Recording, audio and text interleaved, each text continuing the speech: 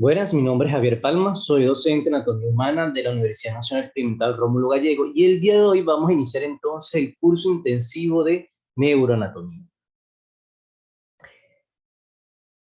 Aquí tenemos entonces el contenido que vamos a desarrollar a lo largo de este pequeño curso y el día de hoy vamos a estar hablando sobre la configuración del cráneo y la osteología de la bóveda craneal. Antes de hablar sobre estos dos temas, primero tenemos que recordar o saber que el esqueleto lo dividimos en dos grandes grupos: el esqueleto axial y el esqueleto apendicular. Es decir, el esqueleto apendicular es el que forma los huesos en las extremidades, mientras que el esqueleto axial es el que conforma entonces principalmente el tronco, la columna vertebral y por supuesto el cráneo. Recuerden lo siguiente, que el cráneo, el cráneo y la cara, los que conforman la cabeza ósea, forman parte entonces de ese esqueleto axial y se ubican en la parte más alta o superior del esqueleto. Estos huesos del esqueleto lo clasificamos según su forma en huesos largos, cortos, planos, irregulares, neumáticos, examoideos y accesorios. En el día de hoy vamos a hablar sobre los huesos planos, que son aquellos huesos que se caracterizan porque son huesos de poco espesor, pero ellos predominan el resto de sus dimensiones. Pueden ver entonces que son huesos que son largos, altos, pero de un espesor muy poco espesor, pues. Aquí podemos englobar a los huesos del cráneo. A su vez, tenemos que en el cráneo hay huesos que contienen cavidades aéreas en su interior, por lo que se denominan huesos neumáticos. Y en la cara podemos encontrar algunos huesos que se denominan como huesos irregulares porque no tienen una forma definida. Estos huesos planos que ustedes ven acá, que conforman parte del cráneo principalmente, van a ver que ellas presentan varios tipos de tejidos. El hueso compacto conforma entonces lo que sería la tabla externa que está en contacto con el medio externo, con el cuero cabelludo, y la tabla interna que está en contacto con la dura madre, que es una de las envolturas del cerebro, del encéfalo. Entre ellas dos vamos a encontrar entonces el hueso esponjoso que conforma el biple y que es una parte del hueso que está ricamente vascularizada. A su vez vamos a ver algo sobre generalidades de la artrología, es decir, sobre el estudio de las articulaciones. Tenemos que una articulación es aquella estructura que permite la unión de dos o más huesos. En este caso la podemos clasificar según el tipo de tejido interpuesto en esas uniones que se conforman entre los huesos, como sinartrosis, anfiartrosis y diartrosis, siendo la sinartrosis las articulaciones inmóviles, las articulaciones tipo anfiartrosis son las que son semimóviles y las diartrosis son las articulaciones que son muy móviles. Dentro de la sinartrosis tenemos una gran gama de estructuras articulares, pero tenemos a la sinfibrosis. Las sinfibrosis se caracterizan porque están unidos por tejido de tipo fibroso y son las que denominamos sutura. De acuerdo a las características de la sutura, de acuerdo a esas características de la superficie articular, las podemos dividir en articulaciones de tipo o suturas dentadas que tienen como forma de engranaje.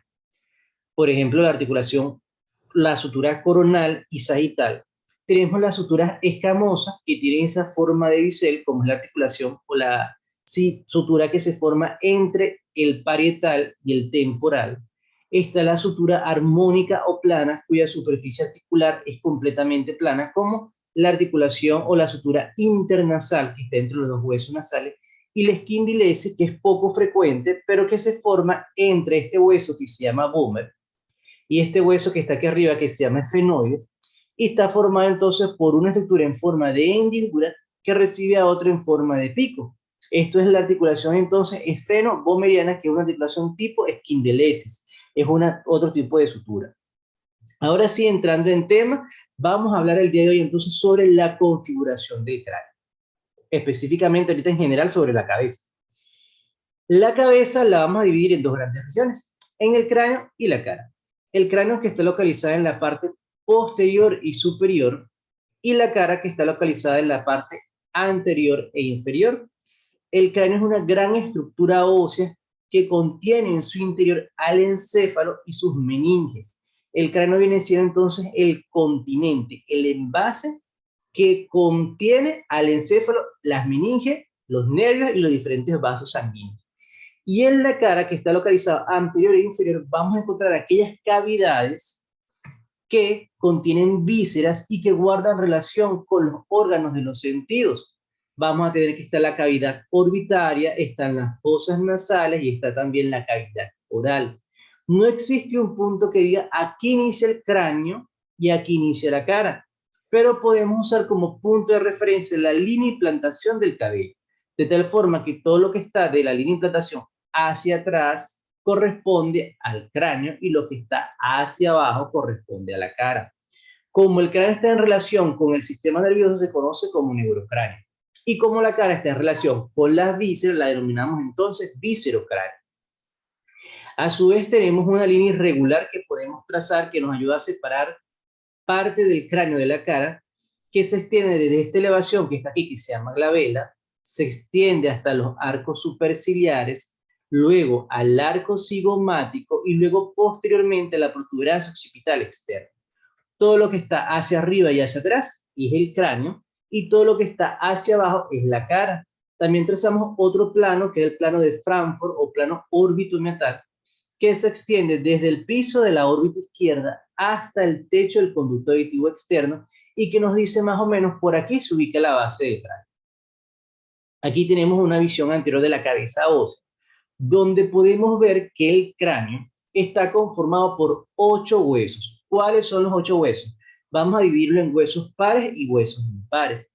¿Cuáles son los huesos impares? Este que vemos acá, que forma prácticamente el tercio superior de la cara, que es el hueso frontal. Luego tenemos el hueso occipital, que no lo vemos porque está en la parte de atrás. Luego tenemos el etmoide, que se encuentra aquí atrás. Y luego tenemos el esfenoide, que está prácticamente localizado allá al final en la pared lateral de la órbita. Entonces aquí le señalamos aquí arribita el frontal. Y hacia los laterales tenemos los huesos pares, que son el parietal y el temporal, que está inferior al parietal. Están señalados con los numeritos, ahí el examen lee con el número 5, el efenoide, por supuesto, el etmoide, que no lo vemos. ¿Qué otras características tienen los huesos de la cabeza, específicamente del cráneo? Que la mayoría, en general, son huesos planos.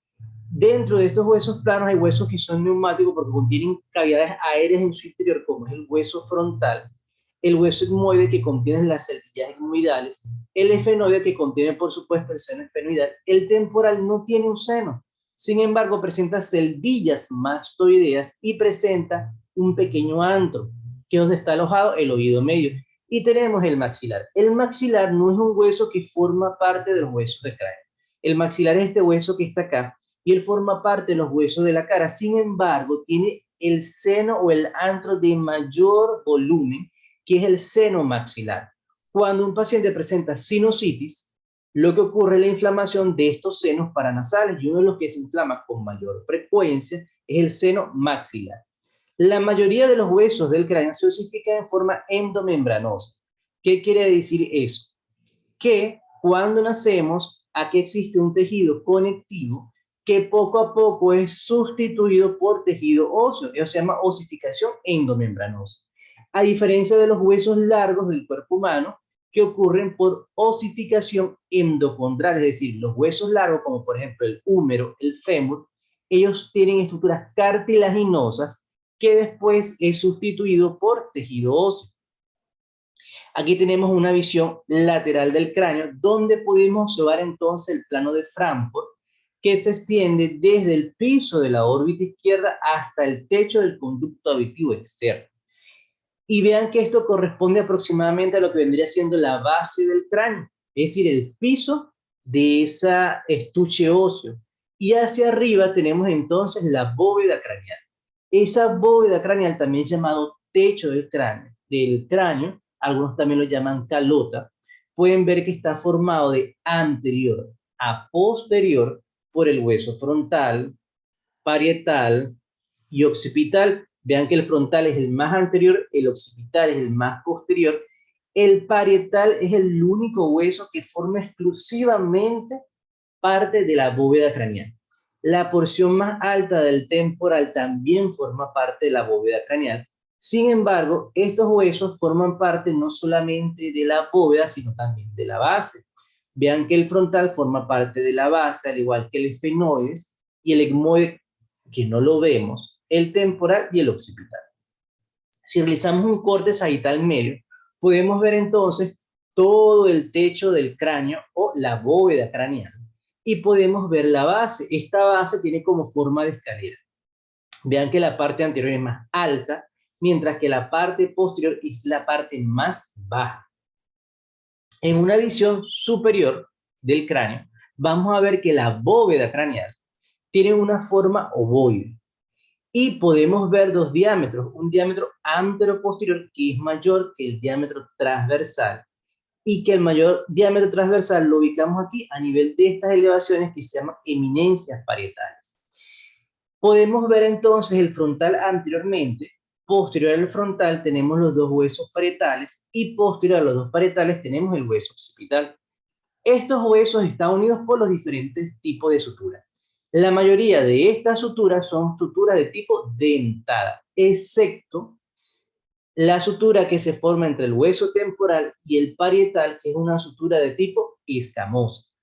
Entonces, entre el frontal y ambos parietales se ubica esta sutura dentada, que es la sutura coronal. Entre ambos parietales y el occipital se ubica otra sutura dentada, que es la sutura landoidea. Desde la sutura coronal hasta la sutura landoidea se ubica una sutura que está localizada entre los dos huesos parietales, por lo que se denomina interparietal, y es la sutura sagital, que es otra sutura de tipo dentada. En el punto donde converge la sutura sagital con la sutura coronal, se ubica un punto craneométrico que se llama brecma.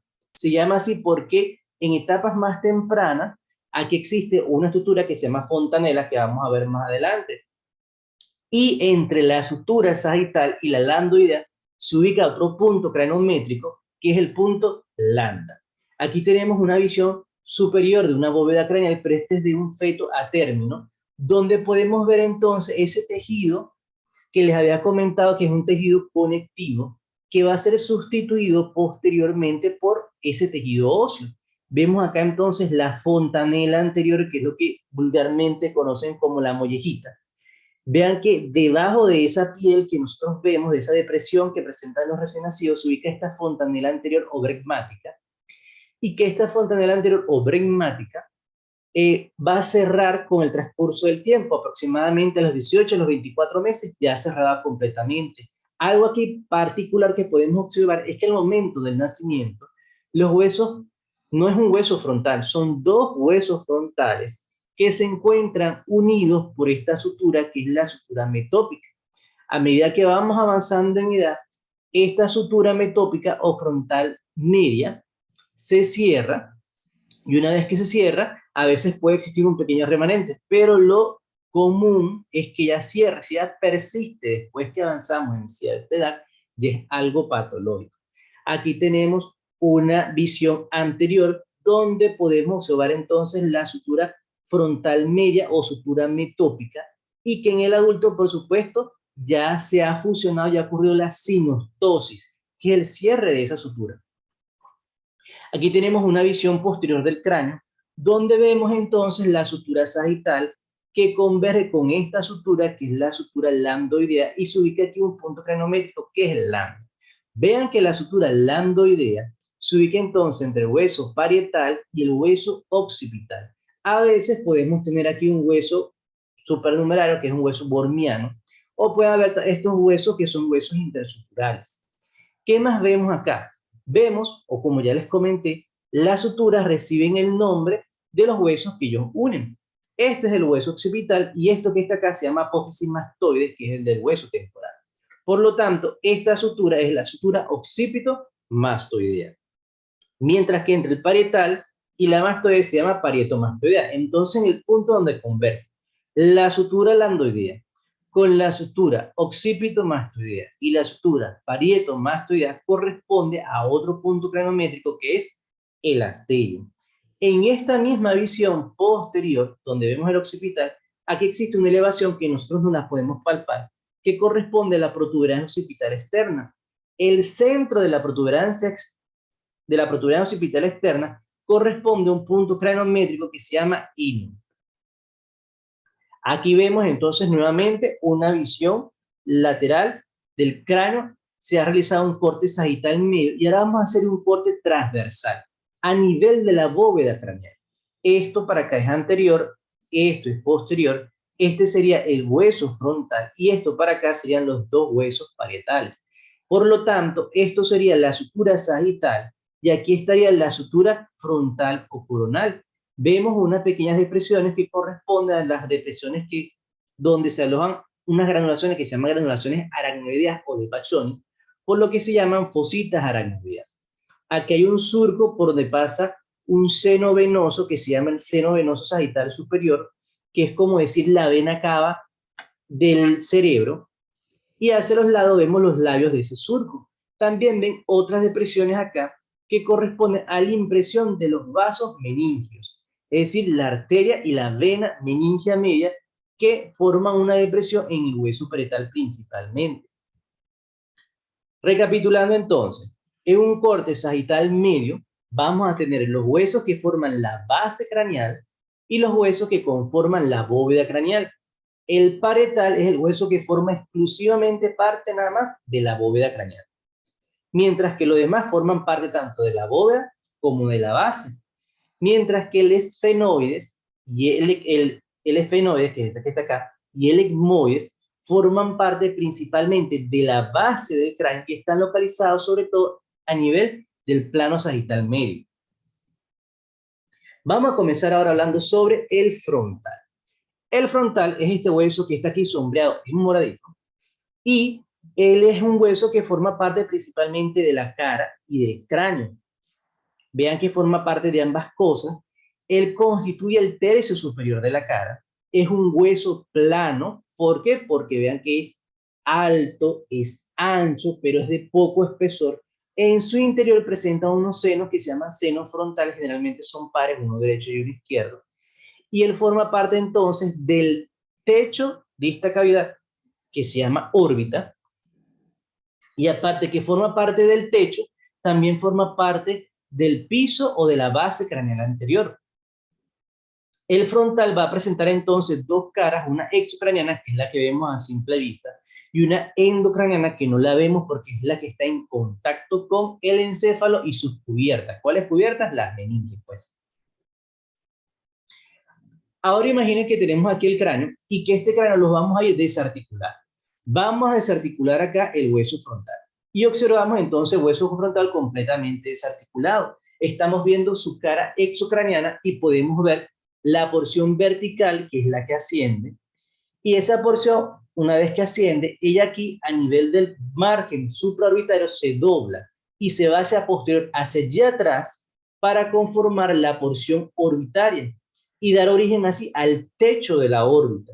Y en la parte media vamos a tener entonces la porción nasal, que podemos observar acá en la cara exocraniana. Podemos ver también que presenta varios bordes, como es el borde parietal, porque es el que se articula con los huesos parietales.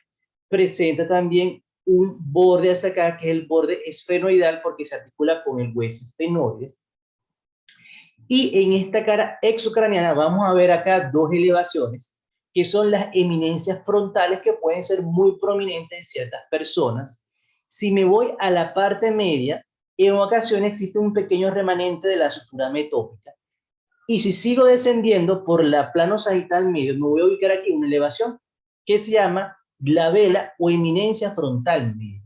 Lateral a la glabela hay dos elevaciones que corresponden a los arcos superciliares y que se relacionan aproximadamente con las cejas. Si yo sigo descendiendo, voy a llegar entonces a la porción nasal del hueso frontal. Y acá vamos a ver que de aquí, de la porción nasal, nace el reborde supraorbitario que termina acá en la apófisis cigomática del frontal. En el tercio medial del reborde supraorbitario existe una escotadura que se llama escotadura supraorbitaria, por donde pasan los vasos y los nervios supraorbitarios. Medial a esta escotadura pasan otros vasos, pero son los vasos supratrocleares o también llamados frontal interno. En la porción nasal, acá, vamos a ver que existe una prolongación caudal que se llama la espina nasal. Esta porción nasal, les he representado acá varias estructuras, permite entonces la articulación con los dos huesos nasales, que es un hueso par, y la apófisis ascendente del maxilar, que también es un hueso par. Si yo me ubico y vemos que nace aquí al reborde supraorbitario y termina acá en la apófisis cigomática del frontal, vamos a ver que para acá nace una cresta que se llama cresta frontal lateral y que inferior a esa cresta frontal lateral se va a ubicar acá la que es la cara temporal del hueso frontal. Ahora tenemos aquí una visión inferior de esa cara exocraneana del frontal. Vemos que para acá está la porción vertical o ascendente y para acá tenemos la porción orbitaria. Esa porción orbital es la que conforma el techo de la órbita. Y en el centro encontramos una escotadura que se llama escotadura etmoidal, que tiene esta forma de U, una U invertida, y que en la parte anterior donde se unen las ramas de la U se conforma entonces la porción nasal. Vemos acá la escotadura supraorbitaria, el reborde supraorbitario, y acá se encuentra una fosa que se llama fosa lagrimal, porque allí se aloja la glándula lagrimal, la encargada de producir las secreciones. Si nos vamos hacia la parte medial, hay otra fosa, pero se llama fosita troquear, porque allí se va a ubicar algo que se llama trócleo. En este sitio donde está la escotadura etmoidal, vamos a encontrar unas hemiceldillas, que se llaman hemiceldillas etmoidales, anterior, media y posterior. Esas hemiceldillas etmoidales se van a unir con las hemiceldillas del etmoides para formar entonces las celdillas etmoidales anterior, media y posterior. Y a su vez aquí se encuentra un surco que se une con el surco del etmoides para formar un canal o un conducto que es por donde pasan los vasos etmoidales anteriores y etmoidales posteriores, que están destinados, por supuesto, a la cavidad nasal. Si yo me voy a una visión endocraniana del cráneo, vamos a ver entonces que en esa visión endocraniana de anterior a posterior vamos a tener una serie de elementos. Aquí tenemos el seno frontal. Vean que generalmente son pares. A veces puede que el seno frontal no esté desarrollado. Y vemos que cuando está desarrollado tenemos una pared anterior del seno frontal, el seno o la cavidad del seno frontal como tal, la pared posterior y en la parte media presenta otra cresta, que es la cresta frontal interna. Por detrás de ella vamos a encontrar un agujero que se llama agujero ciego, que es donde se inserta la dura madre junto con la cresta frontal interna. Y con ocasión ese agujero ciego a veces puede contener una vena que me comunica la mucosa nasal con esa vena cava que está en el cerebro, que es el seno venoso sagital superior. Posterior a él vamos a encontrar otra elevación que se llama apófisis cristagali, y recuerden esto, la apófisis cristagali forma parte del etmoides, no forma parte del hueso frontal.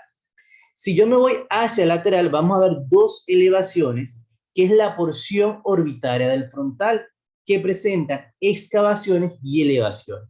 Las excavaciones son las impresiones digitiformes, que es en donde los giros del lóbulo frontal descansan y excavan esta porción del frontal para formar entonces estas fosas digitiformes.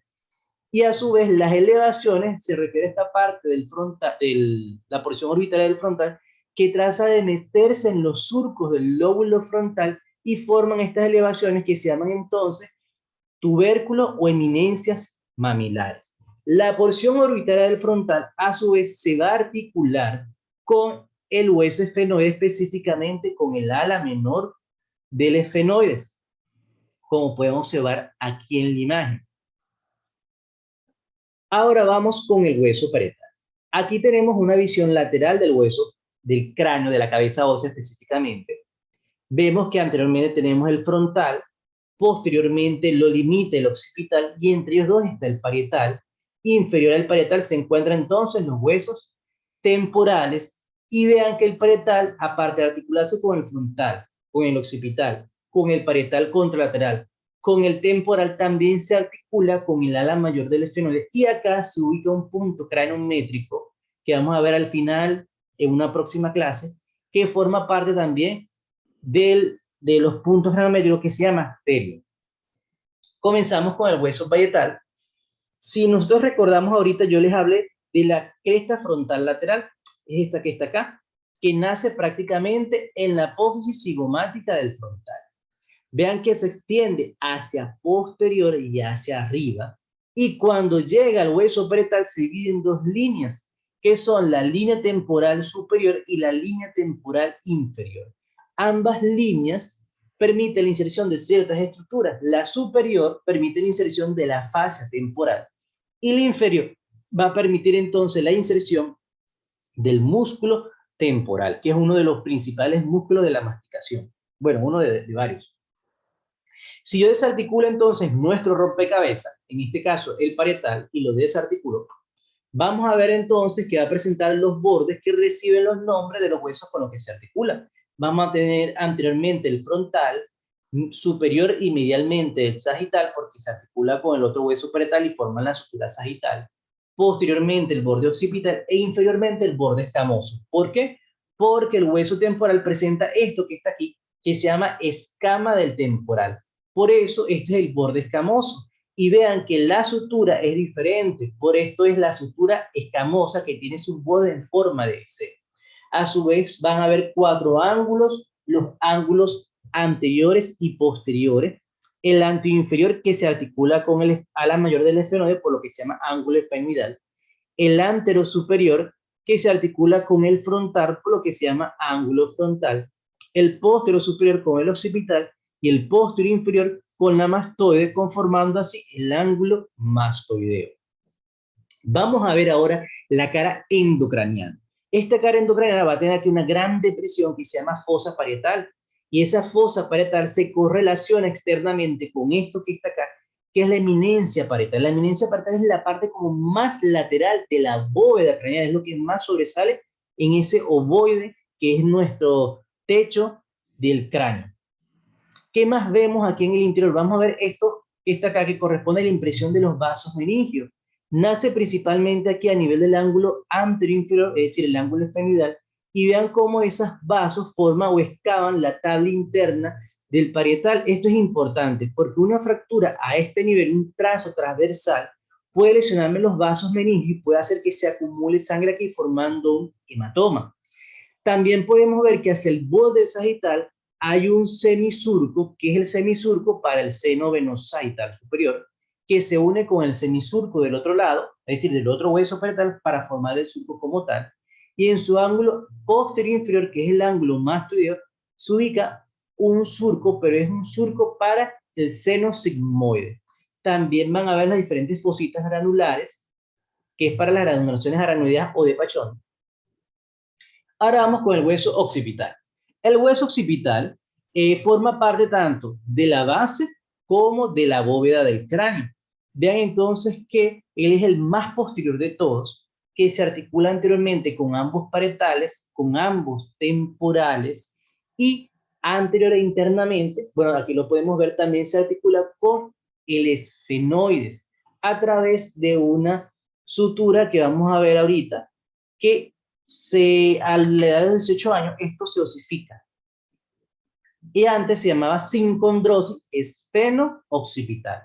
Esto está presente en los pacientes menores de 18 años. Cuando llegamos aproximadamente a la edad de 18 años, esta sincondrosis se fusiona, ocurre una sinostosis y generalmente al ver un cráneo donde esto está fusionado, ya nosotros pensamos, oye, este cráneo pertenecía a una persona de 18 años o más, probablemente.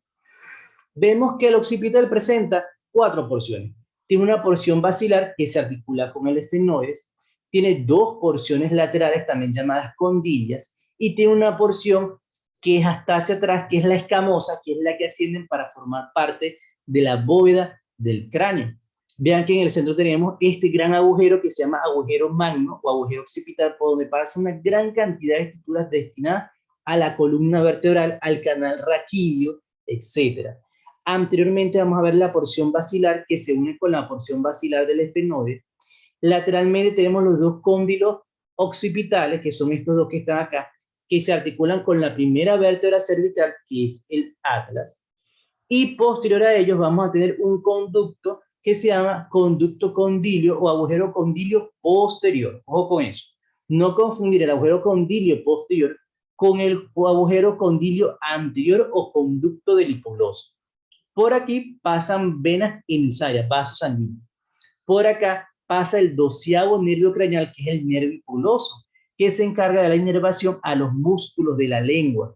Por lo tanto, una fractura a este nivel puede lesionar el nervio hipuloso. Esta es una visión inferior del cráneo. Esto es anterior, esto es posterior y para acá es lateral. Es una visión inferior específicamente del hueso occipital. ¿Qué más podemos ver aquí? Podemos ver que la parte más sobresaliente, la parte posterior del cráneo, está acá, que es a nivel de la protuberancia occipital externa. Y lateral a esa protuberancia occipital externa sale una línea que es la línea nucal superior, es donde se van a insertar unos músculos que son, por ejemplo, el trapecio y el esternocleidomastoideo. De la protuberancia occipital externa al agujero magno se produce una elevación que se llama cresta occipital externa. Y del punto medio de esa cresta occipital externa nace otra línea que es la línea nucal inferior. A su vez, aquí se ubican dos puntos cranométricos. En el borde anterior y medio del agujero magno está un punto que se llama basio. Basio porque está próximo a la porción basilar. Y en el punto medio y posterior del agujero magno está otro punto que se llama opisthio. Ahora vamos a ver la cara endocraniana del occipital. Vean entonces que esta cara endocraniana aquí tenemos principalmente la porción escamosa. Y vean que aquí tenemos una elevación que se llama eminencia cruciforme. Se llama así porque aquí van a converger unas estructuras vasculares que van a formar lo que se denomina tórcula o prensa de Erófilo. Es una estructura donde converge el seno venoso sagital superior y también llega aquí un seno que se llama seno recto, imagínense que es ese punto rojo que está allí, y hacia los laterales sale el seno transverso. Entonces una fractura a este nivel tiene una mortalidad sumamente elevada porque conlleva pérdidas sanguíneas importantes, sobre todo porque afectan al cerebro. ¿Qué más vemos en la eminencia cruciforme? En todo el centro va a existir una protuberancia que se llama protuberancia occipital interna. Hacia arriba tenemos entonces el surco del seno venoso sagital superior, hacia los laterales el surco que corresponde al seno transverso. Y de esa eminencia cruciforme hacia abajo va a descender otra cresta, que es la cresta occipital interna. Recuerden, si tenemos una externa, obviamente va a haber una interna. Entre la cresta occipital interna y ambos surcos para el seno transverso hay unas fosas que se llaman fosas cerebelosas, que permite alojar entonces los hemisferios cerebrosos, tanto el derecho como el izquierdo. Por encima de estos surcos, que son los surcos para el seno transverso, hay otra fosa que son las fosas cerebrales, pero acá se va a alojar es el lóbulo occipital. Ahora aquí tenemos otra visión más del hueso occipital, una visión endocraniana, pero para que vean cómo el hueso occipital se articula con el esfenoide y forma entonces el clivus, que presenta una depresión en el centro que se llama canal basilar.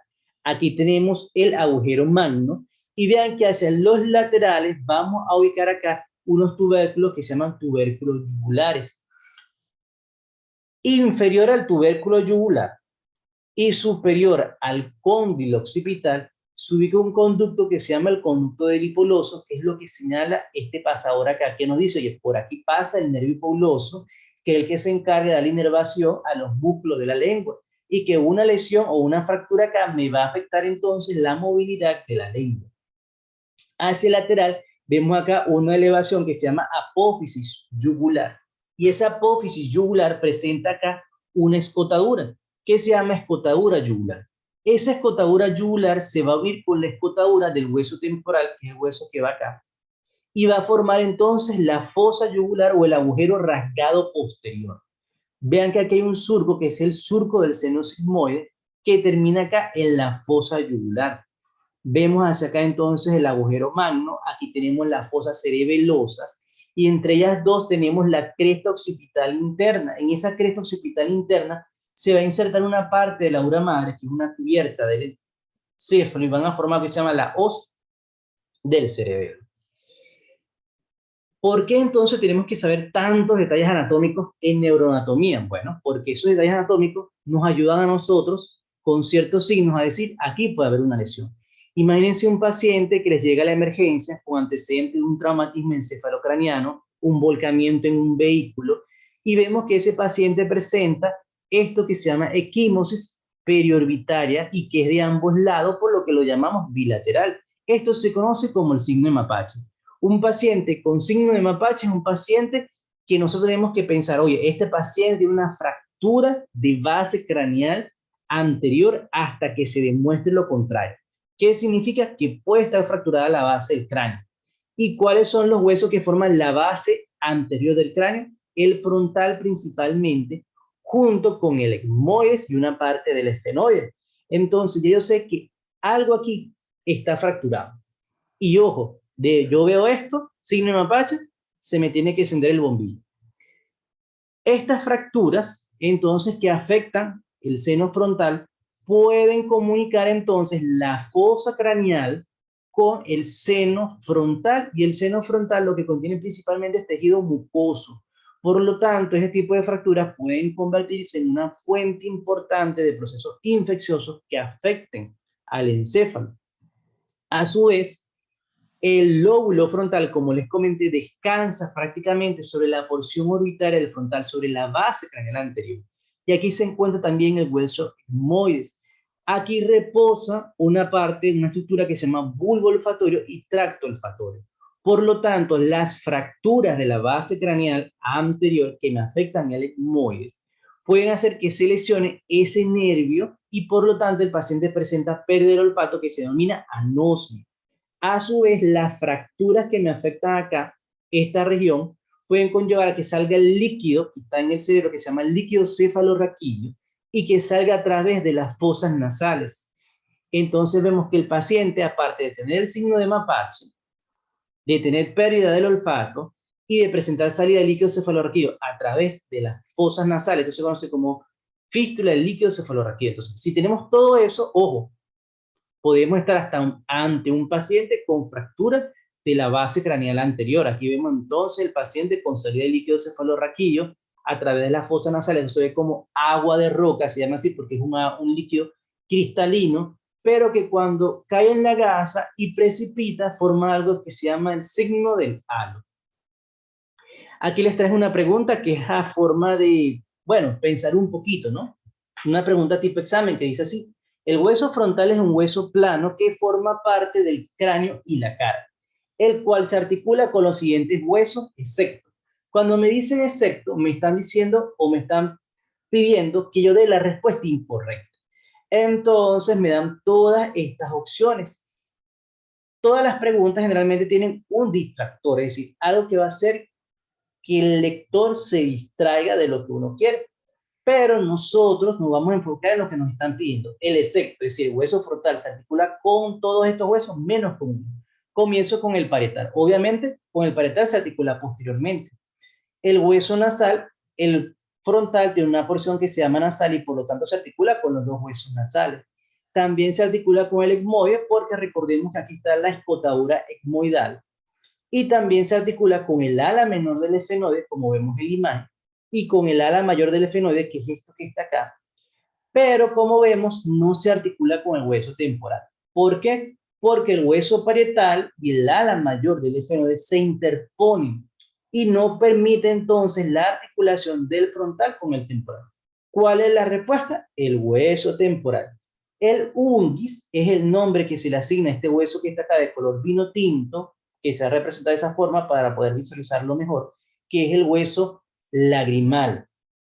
También se articula con la porción nasal del frontal y el hueso maxilar, específicamente la apófisis ascendente del maxilar. Aquí tenemos otra pregunta también que es para pensar un poquito, es para decir, oye, vamos a sacar cuenta de todos los huesos con los que se articula el frontal. El hueso frontal se articula en total con el siguiente número de huesos. Seleccione la opción correcta y comenzamos a contar. Bueno, tenemos que son dos parietales, son dos nasales, son dos maxilares, dos cigomáticos, porque el frontal se articula con el hueso cigomático a través de la apófisis cigomática del frontal y mediante esta articulación. Son dos lagrimales, por supuesto, y es un efenoide y un etmoide. Aquí en total ya llevamos 10 huesos, más el efenoide, que es un hueso impar, y el etmoide, que es otro hueso impar. En total tendríamos 12 huesos, que viene siendo la respuesta correcta. Bueno, muchachos, muchas gracias por su atención. Aquí les dejo la referencia bibliográfica. Principalmente la parte de osteología está bien desarrollado en el Latarjet y en el Gardner. Lo único que el Gardner usa unos términos un poquito anglosajones. Y los atlas que siempre recomiendo, por supuesto, el Netter y el SOTA. Muchas gracias por su atención y nos vemos en la próxima clase.